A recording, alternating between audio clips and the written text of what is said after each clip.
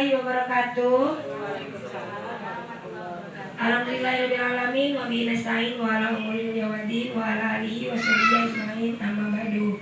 Yang terhormat Kepala Sekolah SD 4 Mesuji, yang saya hormati Dewan Guru SD 4 Mesuji. Alhamdulillah pagi ini kita diberikan kesehatan dan kesempatan untuk berkumpul di kantor tercinta ini dalam rangka diseminasi budaya positif oleh pemateri Ibu Nasrifah Sarjana Pendidikan. Untuk membuka acara kita pada pagi hari ini, marilah kita buka dengan membaca lafaz basmalah. Bismillahirrahmanirrahim. Acara yang kedua yaitu menyanyikan lagu Indonesia Raya.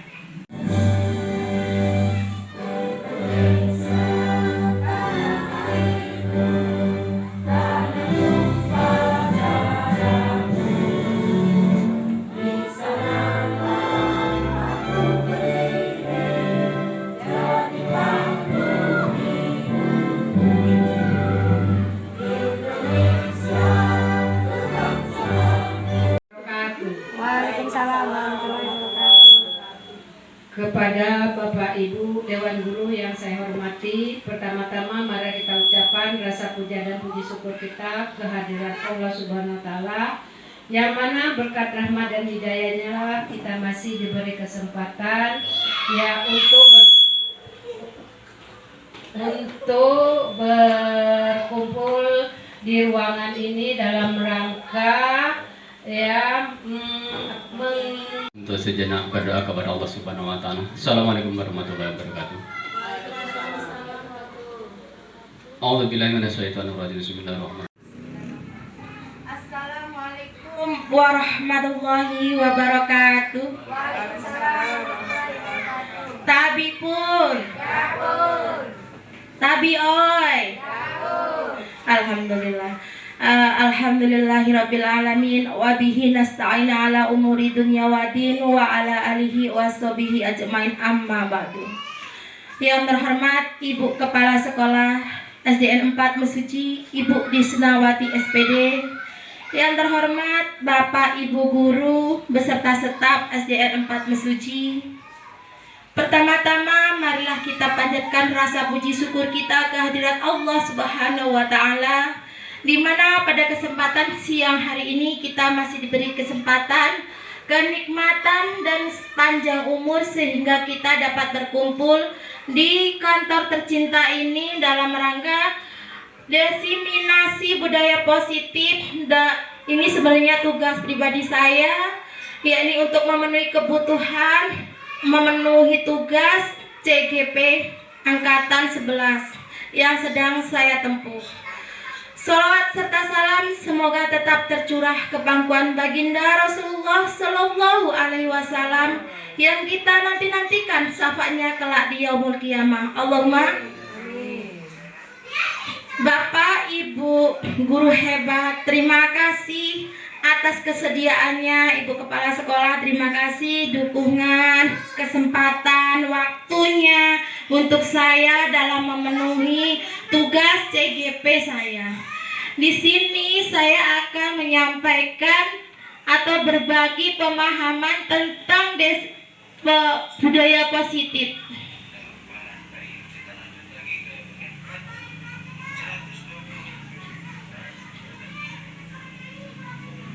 Tetap tujuan di sini saya ingin membagikan pemahaman tentang perubahan paradigma belajar, disiplin positif, motivasi perilaku manusia, kebutuhan dasar, posisi kontrol restitusi, dan segitiga restitusi.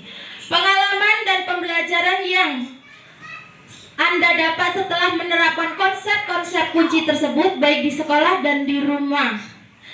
Tapi sebelum itu Pak, kita akan bermain tebak lagu lebih dahulu untuk menghangatkan suasana ya Bapak ya.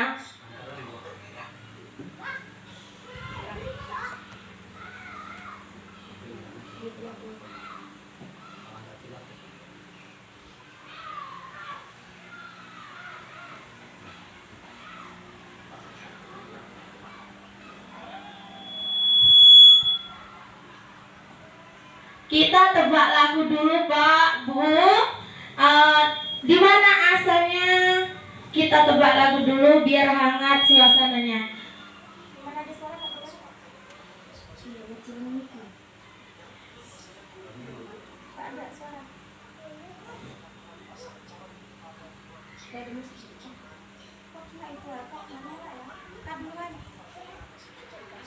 Berdasarkan daerahnya.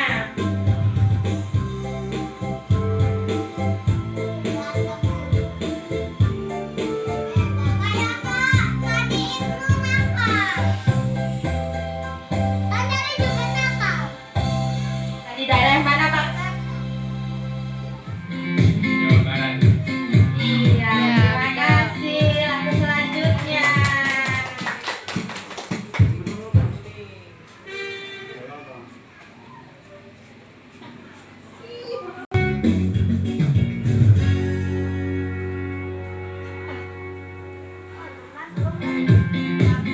Pak Sisra. Lanjut lagu berikutnya.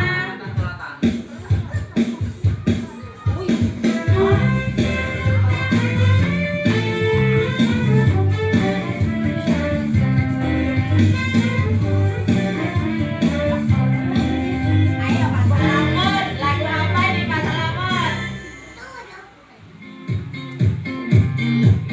Ayo Mama.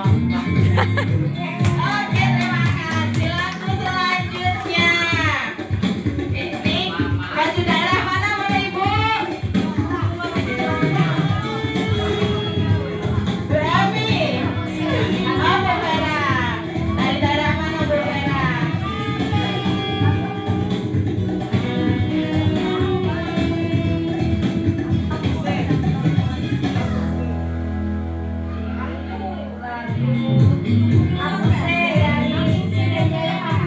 Oke, terima kasih Bapak Ibu. Cukup ya. Ini harus gurunya, bukan karena murid ya. Coba itu ke sana mainan Rama. Ya Allah, ini nggak bisa banget ke sana. Layak dengan dasar. Masih ngoyo. Baik, ini slide songnya kok aman Pak Jan. Slide songnya kita membaca budaya positif Bapak Ibu. Apa yang terbesit dalam benak Bapak Ibu tentang budaya positif di sekolah?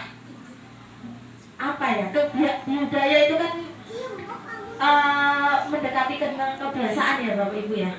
Itu kalau di sekolah itu budaya positif yang ada di sekolah kita itu apa aja sih?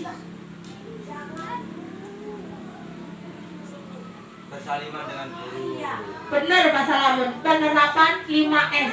Salaman ya Pak ya. Senyum, apa lagi Pak? Sapa, apa lagi? Salam,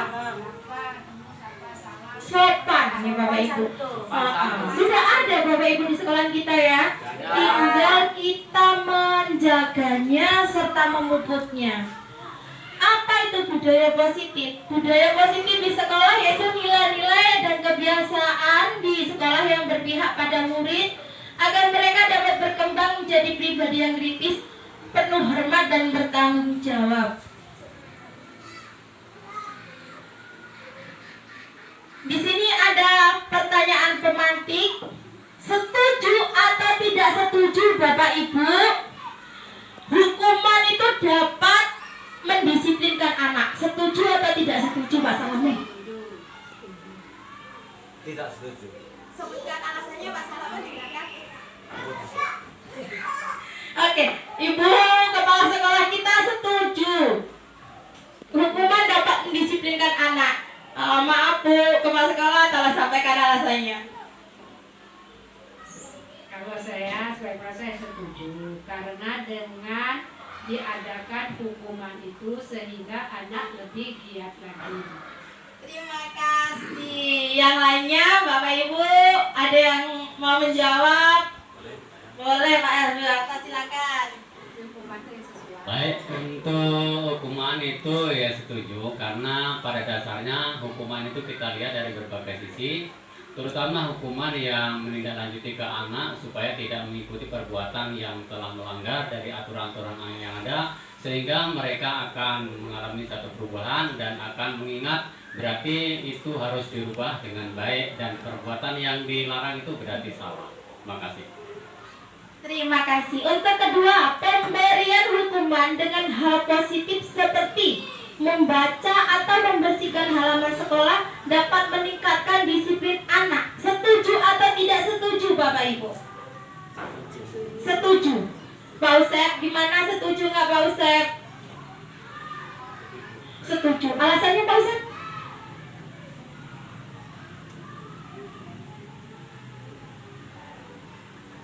Alasannya supaya ini mendidik anak ya untuk lebih disiplin. Terima kasih. Memberi penghargaan dapat meningkatkan motivasi belajar anak. Setuju atau tidak setuju Bapak Ibu? Setuju. Oke. Setelah itu kita akan ke perubahan paradigma. Untuk membangun budaya positif yang ada di sekolah, perlu menyediakan lingkungan yang aman dan nyaman agar siswa itu merasa nyaman di sekolah kita, supaya sekolah kita itu dianggap rumah kedua Bapak Ibu. Kenapa? Kalau anak murid sudah menganggap sekolah itu rumah mereka, mereka akan nyaman, tentunya dia akan belajar dengan senang. Dia akan berpikir kritis, dia akan merasa merdeka di sekolah ini. Saya ini rumah saya merdeka, saya ingin belajar. Pasti ada seperti itu. Tapi kalau di sekolah saja sudah tidak nyaman, sudah banyak hal-hal negatif, maka dia juga akan berangkat sekolah aja malas. Dia juga tidak akan nyaman, berpulang di sini berpulang terus ya. Seperti itu. Maka sebelum kita membudayakan budaya positif, terlebih dahulu kita siapkan lingkungan sekolah yang nyaman ya Bapak Ibu ya.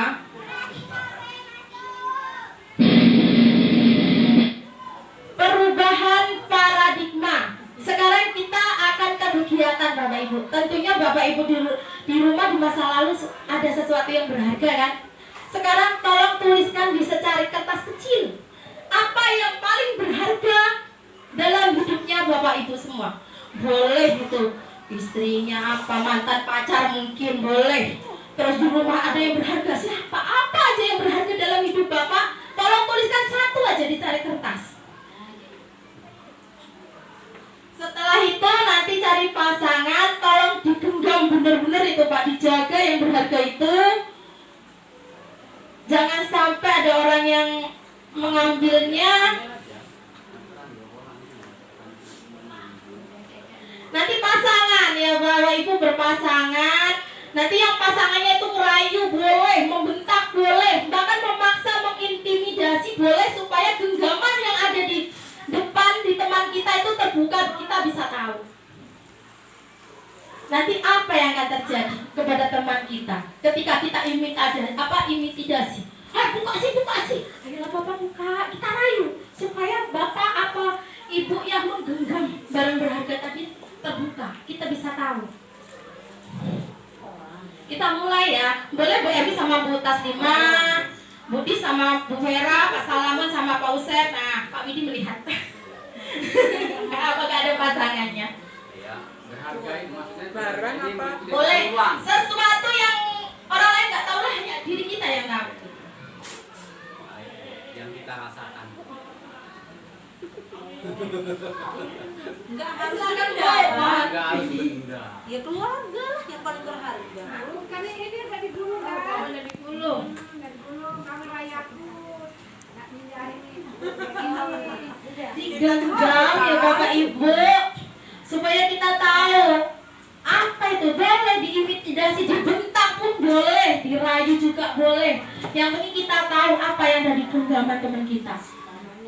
Enggak ada yang paling berharga di mana selain keluarga. Loh, kok panjang lebar jawabannya? Ayo apa lah? Kamu penasaran kan? Kenapa punya panjang? Kan kita perubahan yang panjang. Mana suka ya? Jadi ini acaranya layu-layu lah. Boleh dibentak pun boleh. Ini saat ini boleh membentak boleh. Ayo kan aku pengen tahu. Lihat dong aja. Kan aku pengen tahu.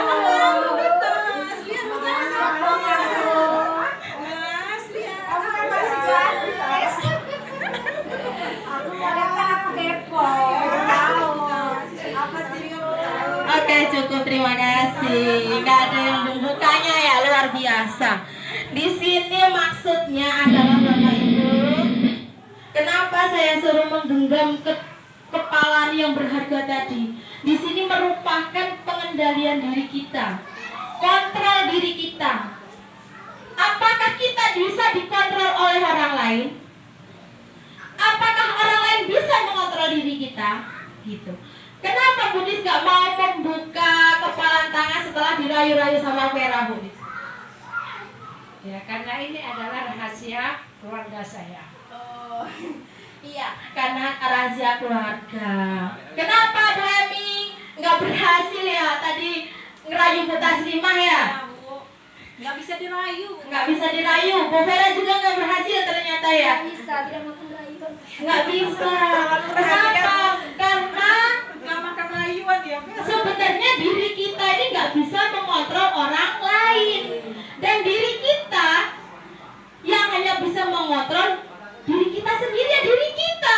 Mau kita buka, mau kita tetap genggam, itu yang ngontrol diri kita. Jadi kita nggak bisa mengontrol orang lain juga nggak bisa mengontrol diri kita, seperti itu.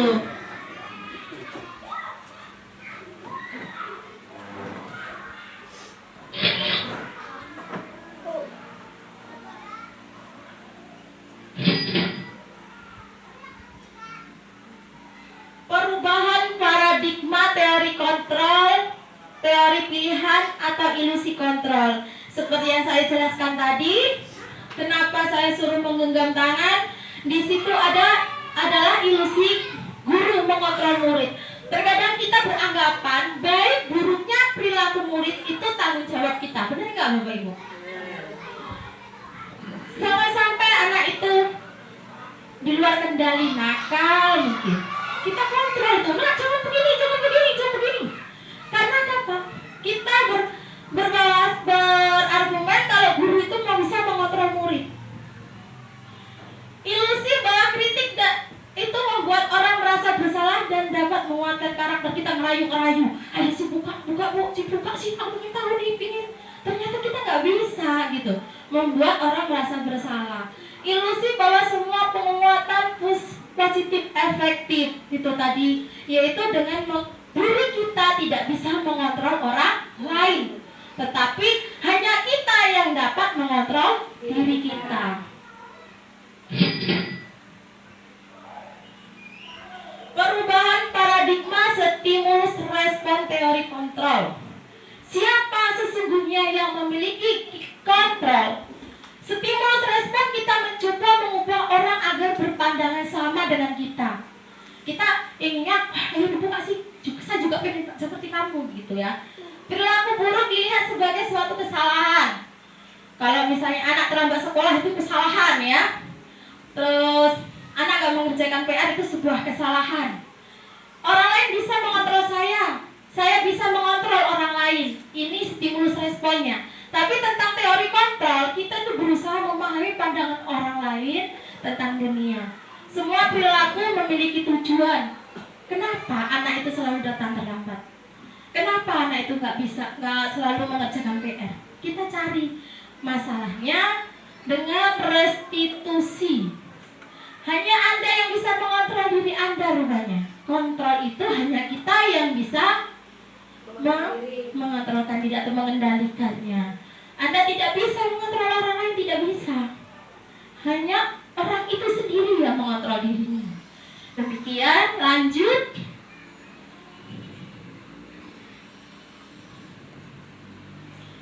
Apa makna disiplin?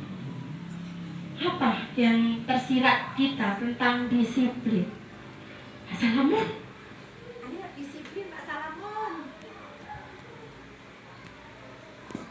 Disiplin adalah segala perlakuan yang dia pakai sesuai dengan apa yang sudah direncanakan.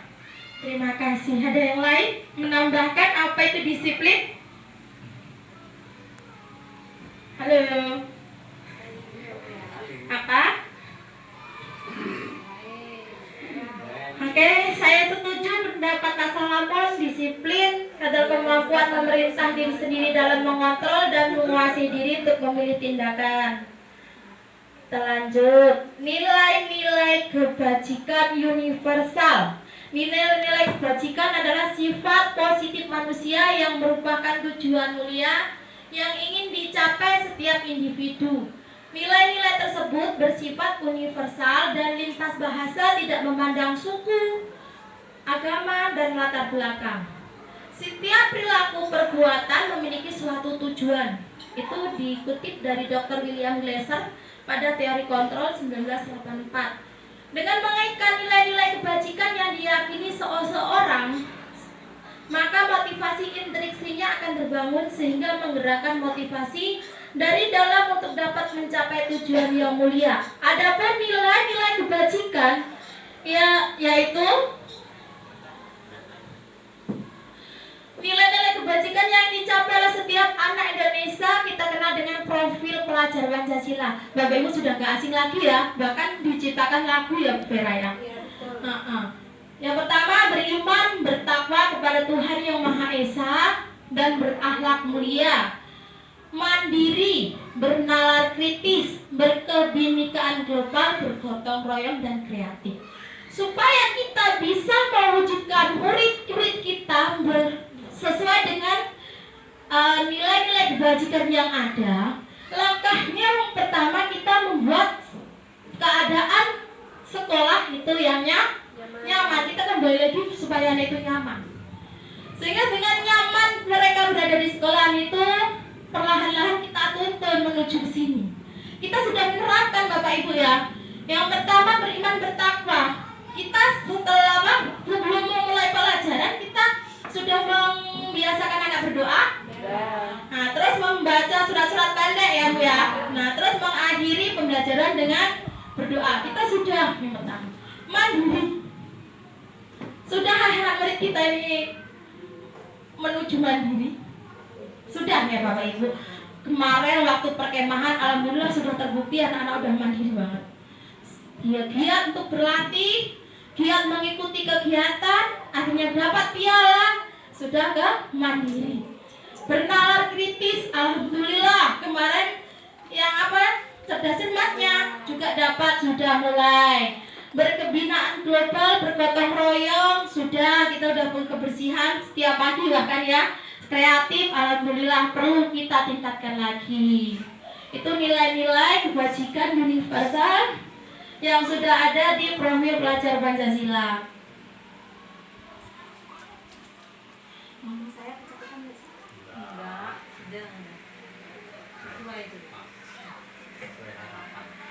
Teori motivasi perilaku manusia ada dua Bapak Ibu. Motivasi eksternal. Motivasi eksternal ini satu, untuk menghindari ketidaknyamanan atau hukuman. Kita berawal dari kita dulu ya Bu. Motivasi eksternal yang ada di diri kita. Terkadang kita itu berangkat pagi karena takut ditegur kepala sekolah, bener nggak? Saya mau datang pagi lah supaya tidak ditegur kepala sekolah. Saya sendiri Bu. Itu motivasi eksternal. Terus yang kedua, untuk mendapat imbalan. Imbalan saya datang pagi lah mengajar biar dapat pujian loh dari kepala sekolah, biar ditambah loh tunjangan saya mau berangkat pagi. Itu motivasi yang ada di diri kita. Motivasi eksternalnya seperti itu. Anak juga bisa, saya mau rajin lah biar dipuji bu guru terus, kan kemarin saya dipuji nih, saya berangkat pagi lagi. Itu motivasinya. Terus yang kedua, motivasi internal yang ada di diri kita, yaitu untuk menghargai diri sendiri. Saya pingin berubah lebih baik lagi. Saya akan menjadi orang yang seperti apa bila saya melakukannya.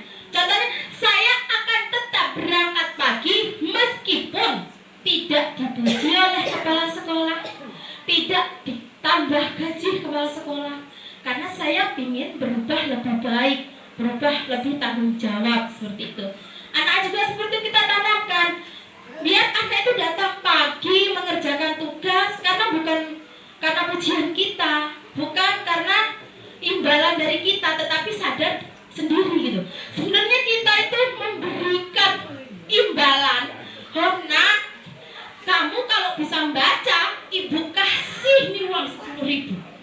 sulit Bapak Ibu. Kenapa?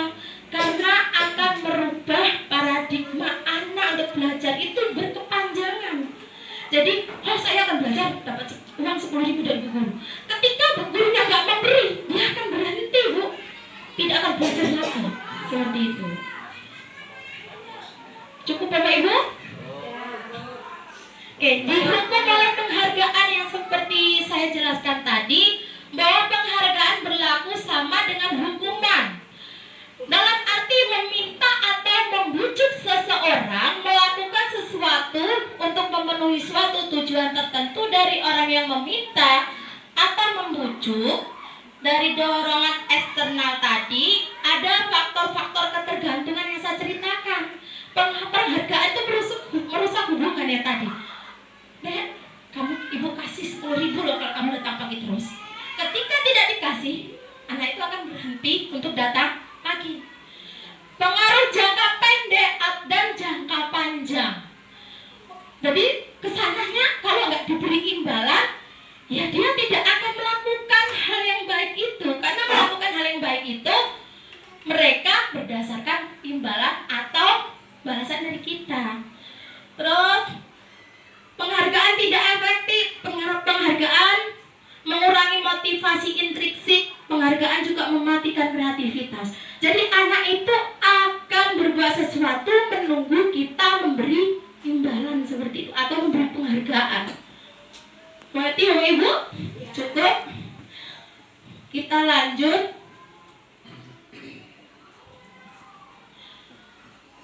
Contoh pengakuan apresiasi kebajikan. Boleh kita memberi pujian, boleh Bapak Ibu. Kemarin saya perhatikan rasa empatimu besar loh pada saat menolong murid baru di kelas kita. Bagus. Terima kasih loh untuk rasa tanggung jawabmu. Cukup seperti itu nggak apa-apa Bapak Ibu. Tapi jangan diberikan reward ya, atau diberi hadiah. Seperti itu kurang tepat kata Pak Ki Hajar Dewantaranya. Karena merusak hubungan dan merusak kreativitas. Ya, motivasi juga bener Bu Hera. Perbedaan hukuman dan konsekuensi, ini kita sudah mengarah ke hukuman. Ini hukuman itu apa Bu? Hukuman.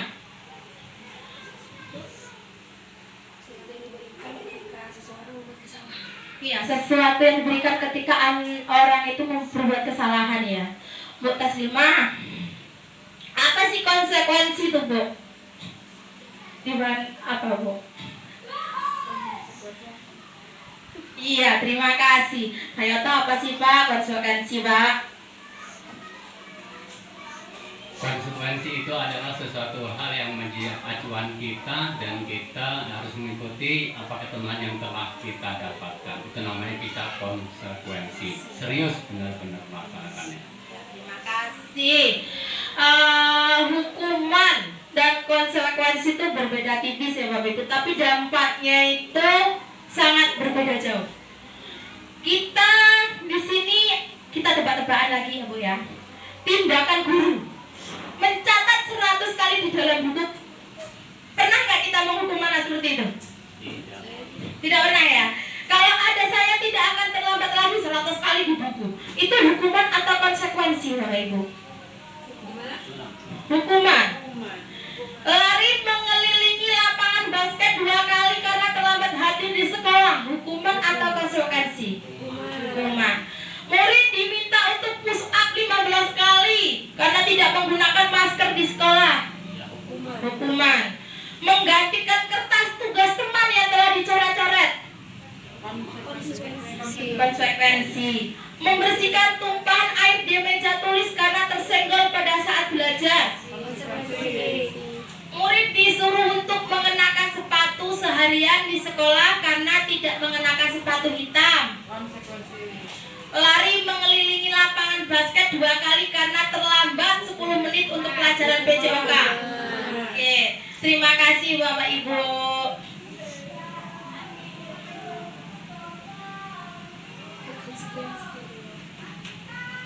Sekarang perbedaan hukuman dan konsekuensinya. Itu kalau hukuman itu bersifat menyakitkan. Kalau konsekuensinya sesuatu harus terjadi. Contohnya, misalnya kita udah anak menyobek kertas, kamu nyobek buku, sikai anak. Sekarang kamu lari, sakit nggak? Jadi hukuman itu berdampak sesuatu yang karena kesalahan tadi Bu Vera ya. Jadi anak itu dihukum karena berbuat salah, menyobek buku.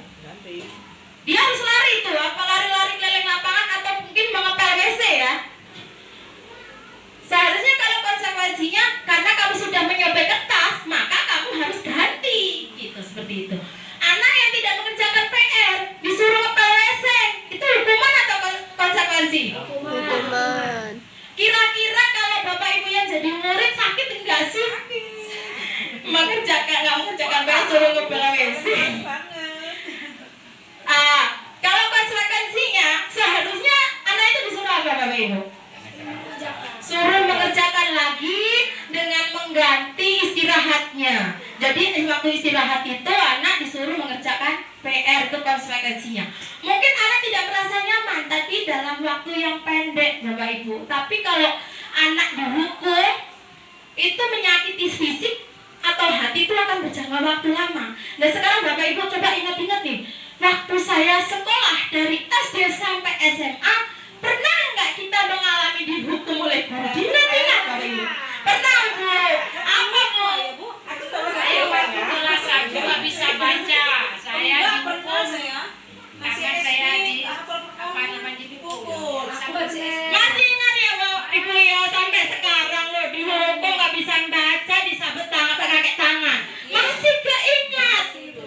Bu Vera pernah nggak? Pernah Bu, jadi waktu SMP saya pakai kaos kaki selain warna putih, dihukum suruh keliling lapangan Bu. Masih ingat ya bapak ibu ya? Coba Bu Taslima ini apa Bu Taslima? Nggak ada. Alhamdulillah Bu Ewi. Ke SD nggak hafal perkalian, juga belajar dihukum akhirnya dia pukul pakai rotan. Subhanallah.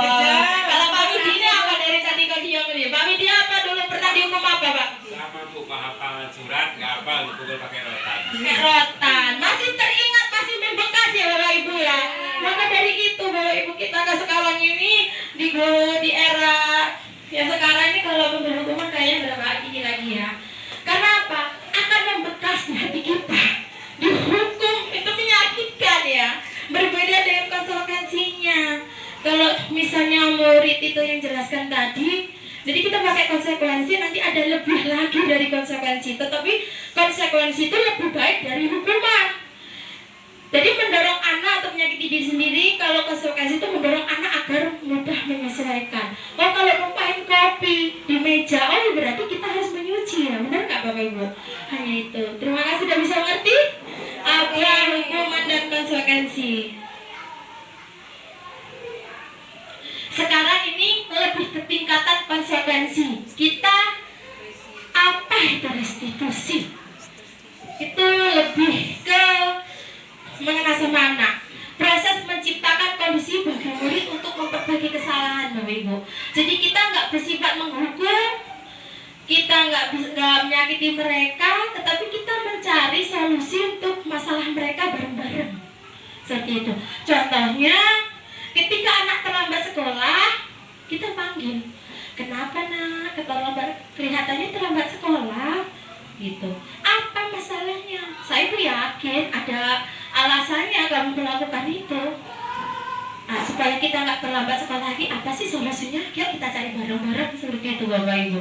Nanti anak itu akan terpancing. Oh, saya tidurnya kemalaman Bu. Saya main HP di malaman.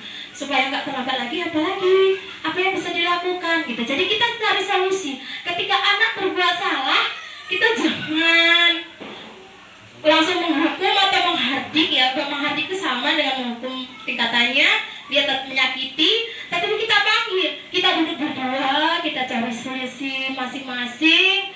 Apa alasan anak itu berbuat seperti itu? Bapak Ibu yakin nggak kalau anak itu berbuat salah pasti ada tujuannya? Ada alasannya? Iya. Ada alasannya ya. Itu restitusi.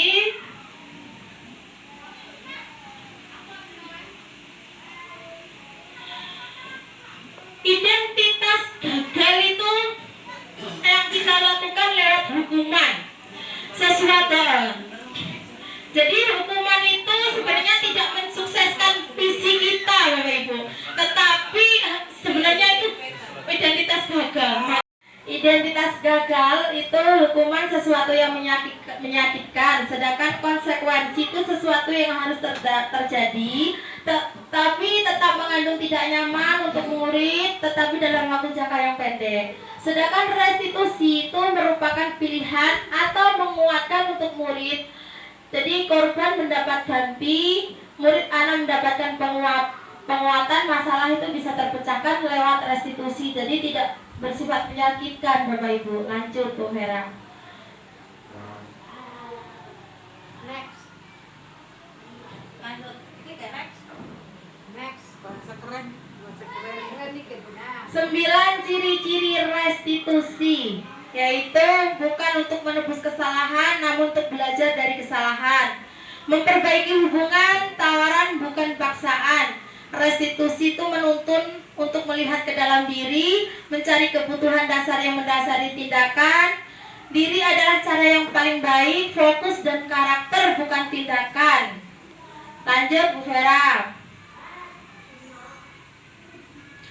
Nah, sekarang kita keyakinan kelas, Bapak Ibu. Sudahkah kita membuat keyakinan di dalam kelas kita? Terus apa sih keyakinan kelas itu? Keyakinan kelas itu adalah sesuatu kesepakatan yang kita buat di antara guru dan murid. Jadi di kelas itu perlu, Bapak Ibu, bukan peraturan kelas lagi. Mengapa tidak peraturan saja? Mengapa harus keyakinan kelas? Karena kalau peraturan itu ada unsur keterpaksaan anak untuk menjalankan peraturan itu. Tapi kalau keyakinan kelas itu kita buat bersama anak, jadi kita kembalikan lagi, sesuai enggak perbuatan kamu dengan keyakinan kelas kita. Seperti itu. Contohnya disiplin. Keyakinan kelas dibuat jangan terlalu panjang, Bapak Ibu. Mudah diingat, misalnya hanya 3. Disiplin, rapi, empati. Itu sudah mengandung banyak sekali. Soalnya disiplin waktu, disiplin berseragam, disiplin mengerjakan tugas kita jelaskan. Terus menjaga kerapihan, gitu, kerapihan kelas, kerapihan diri kita. Terus apa tadi? Apa tadi, Pak? Yang terakhir empati. Empati itu kita menanamkan anak supaya anak itu peduli dengan teman, menjaga agar anak itu tidak berkelahi, saling menyakiti, membuli. Itu sudah masuk ke empati. Seperti itu. Lanjut, Bu Hera. Budaya positif. Sudah, lingkungan positif, keyakinan kelas dan peraturan kelas. Jadi setiap kelas, mari mulai sekarang kita buat setiap kelas itu menjadi keyakinan kelas.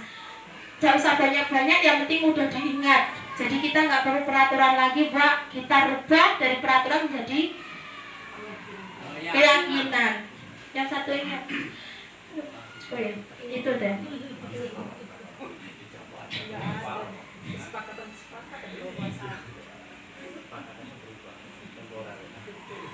Pembentukan keyakinan kelas sudah saya jelaskan tadi ya. Dibuat buku positif. Lanjut. Oh, belum tadi. Oke. Sekarang kita ada pilihan, Bapak Ibu. Tadi kalau kita tadi cari sendiri, saya ada pilihan. Kalau itu selalu kembalikan buku ke tempatnya, itu merupakan tanggung jawab atau menghormati orang lain, atau berkomitmen, atau keselamatan, atau bersabar. Tanggung jawab. Dilarang mengganggu orang lain. Tuh, keyakinan kelasnya masuk di hadir di sekolah 15 menit sebelum pembelajaran dimulai. Tanggung jawab. Dilarang melakukan kekerasan dan menghormati. Dilarang menggunakan narkoba. Bergantian atau menunggu giliran. Itu masuk ke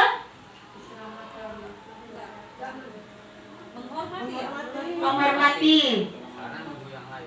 Gunakan masker. Jangan berlari di kelas atau di koridor. Keselamatan. Lanjut, Bu Hera. Ternyata selalu kembalikan buku itu bertanggung jawab, dilarang mengganggu orang lain, menghormati orang lain. Hadir di sekolah itu keyakinan kelasnya menghormati orang lain atau berkomitmen. Dilarang melakukan kekerasan, keselamatan atau menghormati orang lain. Lanjut, Bu.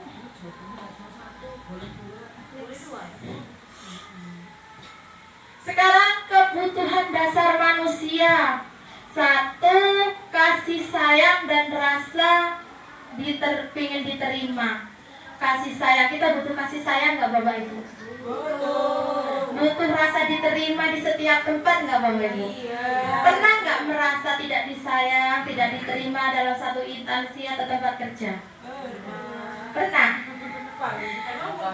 Mutas pernah pindah instansi.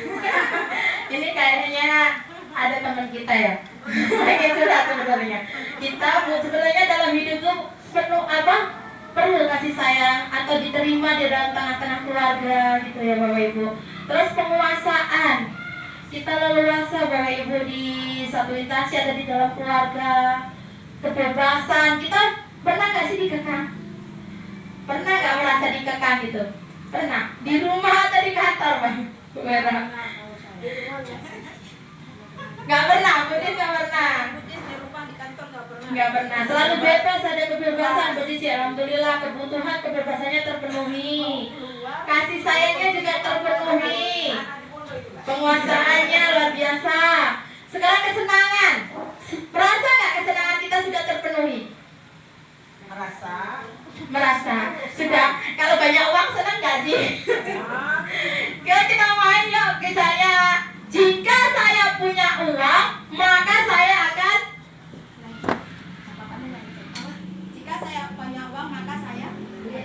beli es krim.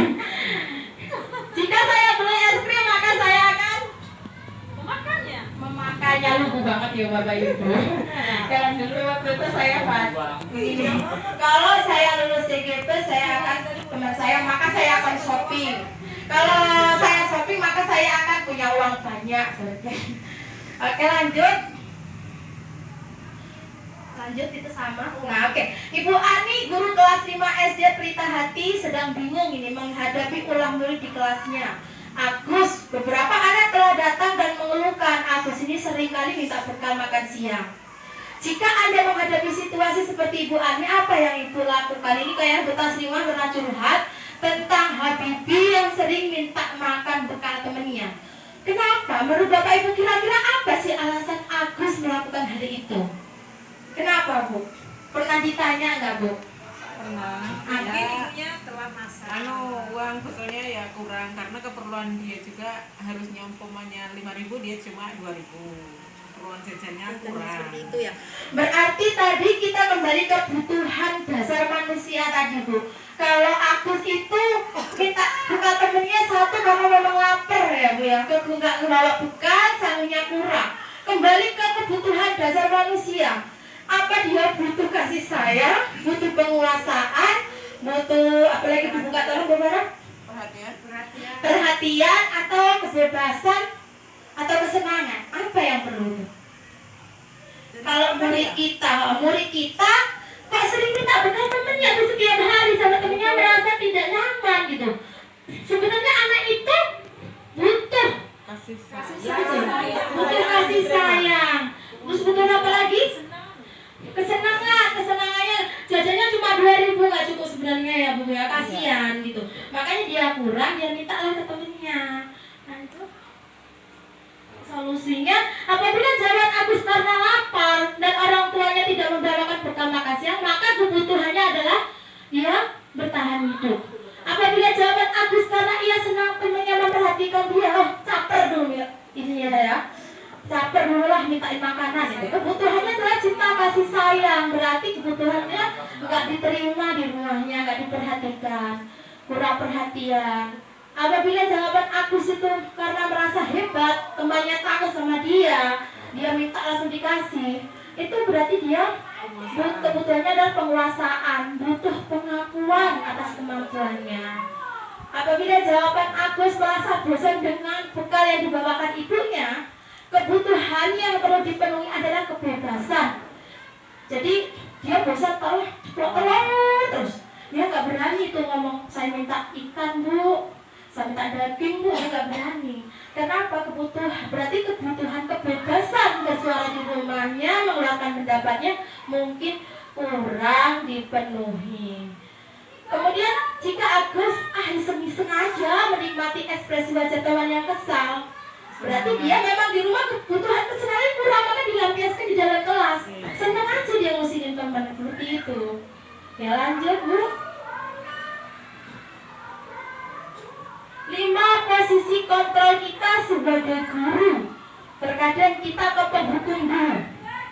Kembali ke penghukum. Selama ini kita di antara pembuat rasa bersalah atau teman, pemantau, manajer. Bu, kalau penghukum seperti yang saya jelaskan tadi, jadi kita memberi hukuman atas kesalahan anak ya. Terus kalau pembuat rasa bersalah ini kita berbuat sesuatu supaya anak itu merasa bersalah. Misalnya, ini ibu, gara-gara kamu ibu ditegur kepala sekolah, kamu datang terlambat, ibu yang ditegur kepala sekolah, kan anak merasa wah, gara-gara saya bu guru ditegur. Jadi perbuatan kita yang mengarah ke anak itu merasa bersalah. Gitu. Teman, kita menganggap murid kita teman, jadi tolonglah besok berangkat pagi, jangan terlambat terus, tolong ibu. Begitu contohnya. Pemantau seperti kita seorang pengawas yang sedang mengawasi murid kita, baik buruk perilakunya itu diawasi dengan kita. Ayo jangan belok, jangan berbuat salah, lurus terus, yang benar kamu, jangan terlambat, kamu harus datang pagi terus. Kita semua terus seperti itu. Terus manajer itu kita menyelesaikan masalah itu dengan bersikap datar, tetapi mencari solusi bareng-bareng. Ayo kita cari solusi bareng-bareng. Kenapa? Apa alasan kamu datang terlambat? Untuk kedepannya apa yang bisa kamu lakukan supaya tidak datang terlambat? Seperti itu contohnya. Sekarang Bapak Ibu posisi kontrolnya ada di mana? Ada di penghukum atau pembuat rasa bersalah, atau teman, atau pemantau, atau manajer? Selama ini loh, untuk mengatasi anak di kelas. Sebagai penghukum pernah? Nggak pernah. Bagus ibu. Pembuat rasa bersalah anak? Nggak pernah. Menganggap murid kita teman? Pernah. Jadi kita di posisi teman ya bu. Terus pemantau. Jadi kita manajer sudah pernah melakukan sebagai manajer? Iya, masih menjurus itu ya Bapak Ibu. Jadi posisi kontrol kita ada di teman, pemantau, dan sekarang kita akan melangkah ke manajer. Lanjut Bu. Perbedaan 5 posisi kontrol itu, kalau penghukum itu menghardik, menunjuk-nunjuk, menyakiti, mendasar, menyindir. Guru berkata, kalau kamu tidak melakukannya, awas, rasakan ya. Besok ibu hukum, ibu suruh kalau WC misalnya. Itu kalau penghukum itu kita membentak, menghardik, nunjuk-nunjuk, kamu ini datang terlambat terus. Itu namanya penghukum. Pembuat rasa bersalah, kamu seharusnya datangnya pagi. Kamu sudah tahu kan, ibu keras sekali sama kamu. Gara-gara kamu ibu ditegur sama kepala sekolah. Jadi anak itu dibuat merasa bersalah seperti itu. Terus membuat teman, ayolah lakukan datang pagi demi ibu, tolong ibu. Pemantaunya, apa peraturannya? Jam berapa ini? Seperti itu. Kok baru datang jam berapa? Itu kata-kata yang sering dilakukan pada posisi kontrol pemantau. Sedangkan manajer itu apa yang kita yakini di dalam kelas kita? Sesuai nggak dengan keyakinan kelas kita kalau kamu datang jam 8? Seperti itu. Jadi ada perbedaan dikit-dikit, cuman lebih ada kontrol dirinya itu pada manajer. Ya Bapak Ibu ya. Jadi kita rubah nih paradigma kita yang sebagai penghukum atau pembuat merasa bersalah. Kan tadi kalau penghukum dihukum itu rasanya sakit ya. Bahkan sampai sepanjang hayat masih diingat. Ibarat paku yang ditancapkan di papan, walaupun dicabut, walaupun kita minta maaf, tetapi rasa lukanya masih terasa. Lanjut. Pernyataan dikit Bu. Lanjut aja ke isinya aja.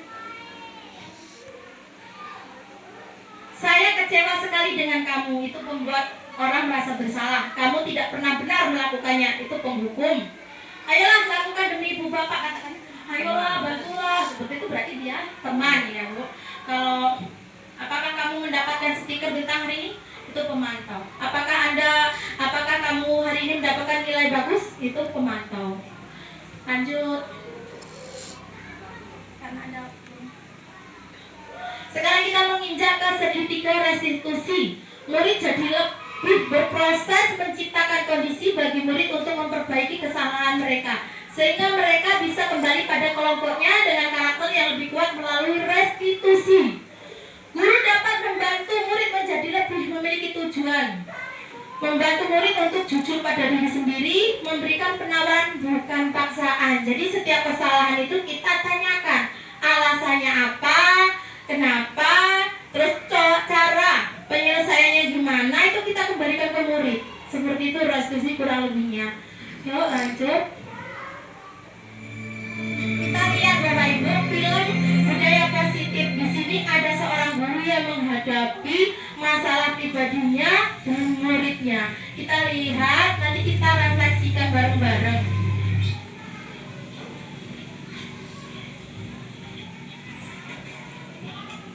Kita gak apa-apa, kita nanti.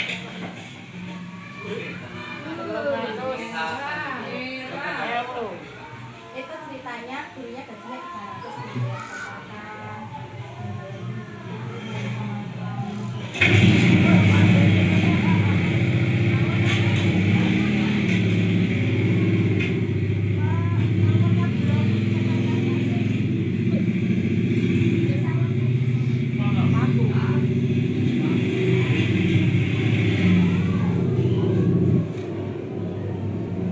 Jadi masalahnya Bapak Ibu gajinya 300, itu masalah satu, paku yang tertancap satu, gaji 300, belum bayar kontrakan, belum bayar SPP anak, itu ceritanya Bu.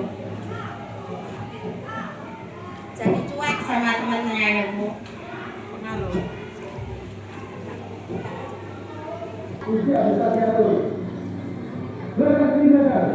Pak Berusaha enggak, silakan.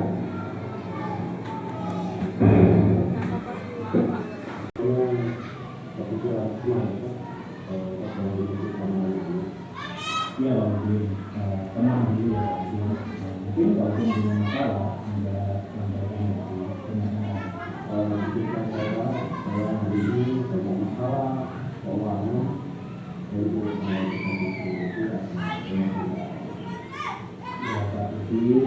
kami sadar betul bagaimana kondisi Pak Uci sekarang.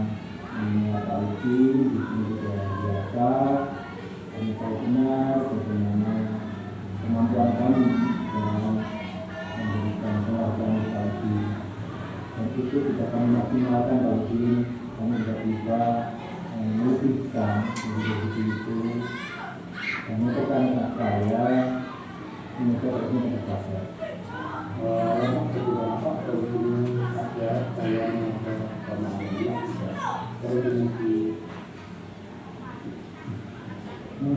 ini tahu dia menjalan ada papan kali setiap kali Pak Uci merasa emosi menurut kami hari ini tidak ada satupun satu yang berbeda. Wah luar biasa ini. Jadi benar-benar melakukan apa yang saya katakan tadi. Tapi begini, selanjutnya setiap kali Pak Udin merasa berbuat baik dengan anak-anak, tidak memotivasi, silakan ambil satu persatu paku yang sudah Pak Udin baca.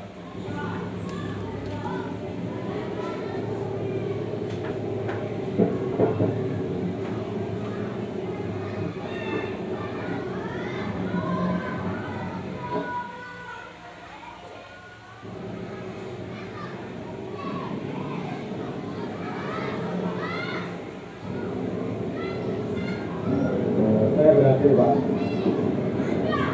mungkin memang berarti mungkin apakah sama mungkin dan sekali luka-luka yang tersisa pada waktu itulah berupa kenapa-napa yang sudah kita keluarkan untuk mengumpulkan hati mereka.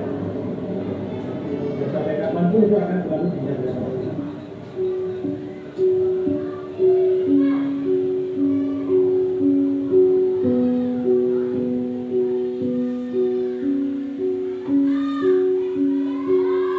Demikian video budaya positif. Saya minta untuk merefleksikannya untuk Pak Yoto.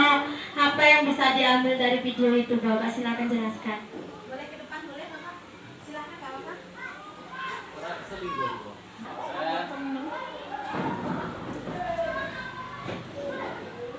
Baik, Bapak Ibu sekalian, saya akan menyampaikan apa yang telah saya lihat dari paparan video dari Bapak Udin yang telah membuat satu kesalahan tadi. Tentunya dari hal ini saya mengamati dari awal kesalahan dari Pak Udin tadi, dia memberikan satu buah hukuman kepada anak yang telah datang terlambat. Karena mereka ini mungkin banyak permasalahan di rumah, jadi terbawa ke sekolahan sehingga dia emosinya tidak terkendali dan akhirnya anak pun merasa salah sehingga memberikan hukuman yang begitu menyakitkan bagi anak. Ketika itu, setelah berkelang beberapa bulan berikutnya, jadi Pak Udin ini mendatangi dari Bapak Kepala Sekolah, berkonsultasi dengan Bapak Kepala Sekolah sehingga dari kesalahan yang tadi disampaikan oleh Bapak Udin, maka mereda untuk kesalahannya dari Bapak Kepala Sekolah tadi memberikan masukan seandainya ada mengalami satu kesalahan, Pak Udin memberikan tancapan paku ke dalam kayu. Itu maksudnya dia akan mengingat kesalahan sampai berapa lama, dan pada akhirnya sampai beberapa kesalahan yang dilakukan dari Pak Udin. Setelah itu maka Pak Udin melakukan kesalahan kembali, memberikan masukan kepada anak dan menyampaikan kepada Bapak Kepala Sekolah sehingga diberikan saran juga kepada Bapak Sekolah. Ketika itu setelah Pak Udin melakukan satu permasalahan, ada anak yang berikutnya, mereka memberikan masukan satu kebaikan yang telah disampaikan kepada anak karena mengalami kesalahan. Kenapa? Anak itu telat ke sekolah sehingga dengan perubahan yang telah disampaikan dari Bapak Kepala Sekolah tadi dilaksanakan, mereka ditanya kenapa telat sekolah. Jadi ditanya membantu ibu jualan.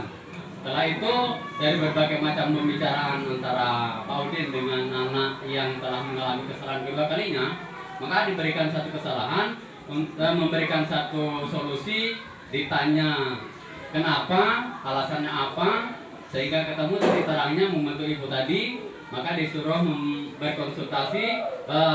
Pak Udin berkonsultasi dengan kepala sekolah tadi untuk memberikan satu tempat kepada ibunya untuk memberikan jualan tadi, menitipkan di samping atau di lokasi sekolahan tadi, sehingga anak merasa senang.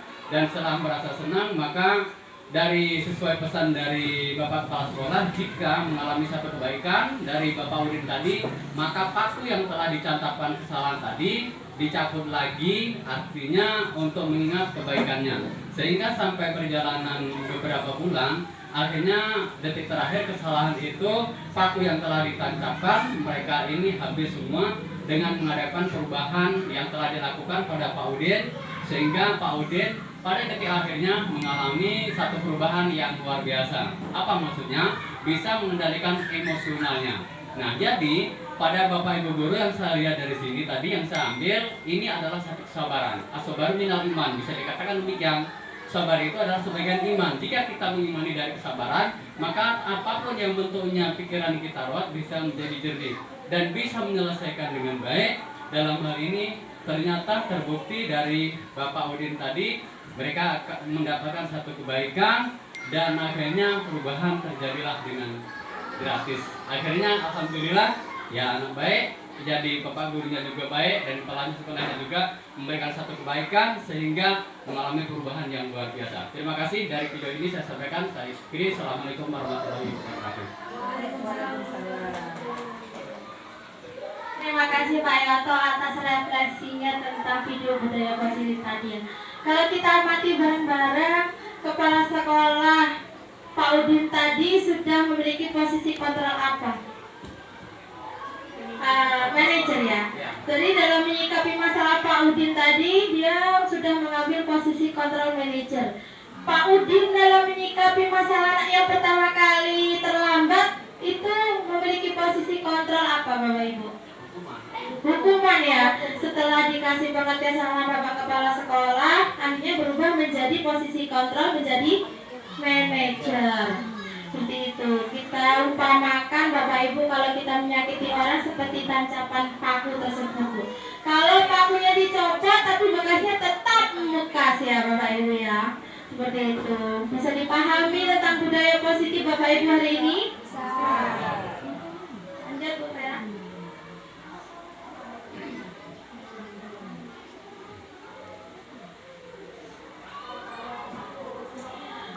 Ada 3 tahapan dalam mengambil posisi kontrol manajer ya, dengan segitiga restitusi. Pertama, menstabilkan identitas. Caranya dengan kata-kata berbuat salah itu hal yang manusiawi. Bapak juga pernah belum melakukannya seperti itu. Kita pasti bisa menyelesaikan permasalahan ini. Bapak Ibu nggak tertarik dengan siapa yang benar yang salah. Kalau kamu menyalahkan diri kamu, itu berarti kamu adil nggak dengan diri kamu. Seperti kata-katanya kurang lebihnya seperti itu. Itu dalam tahapan menstabilkan identitas. Yang kedua adalah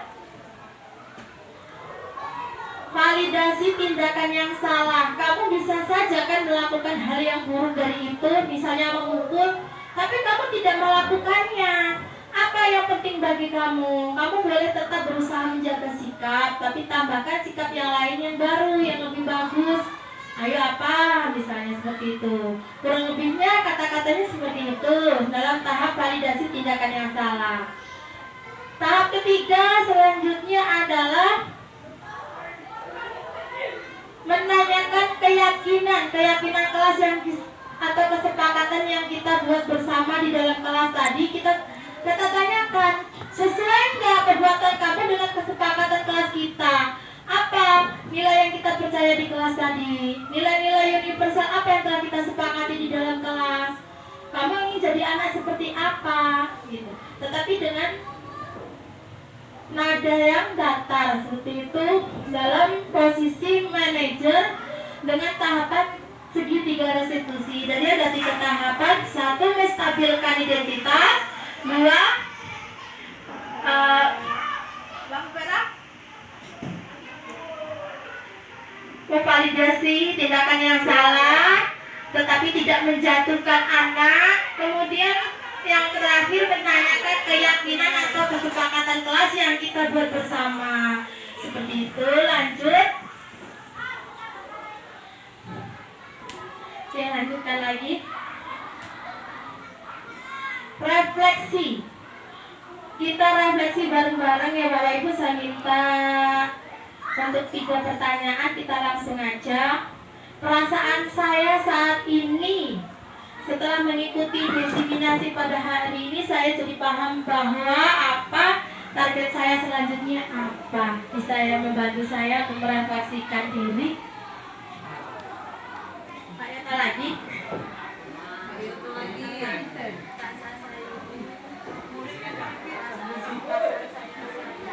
Bahagia.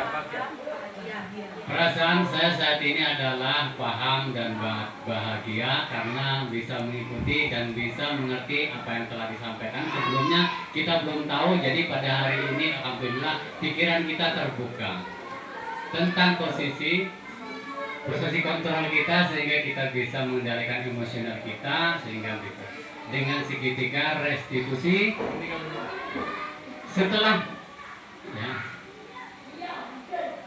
setelah mengikuti diseminasi pada hari ini, saya jadi paham bahwa ya tadi sudah saya sampaikan ya, target saya selanjutnya adalah saya akan berupaya melaksanakan apa yang telah disampaikan dan saya akan mengendalikan emosional saya sehingga kita bisa untuk berpikir lebih jernih dan lebih baik dan untuk memajukan peserta didik terutama, dan akan berubah sikap saya yang kurang baik menjadi baik. Terima kasih. Terima kasih. Terima kasih atas waktunya Bapak Ibu semua, Ibu Kepala Sekolah, Bapak Ibu Dewan Guru. Terima kasih atas dukungannya. Semoga presentasi saya ini bisa merubah paradigma kita dan menambah serta menerapkan di sekolah kita.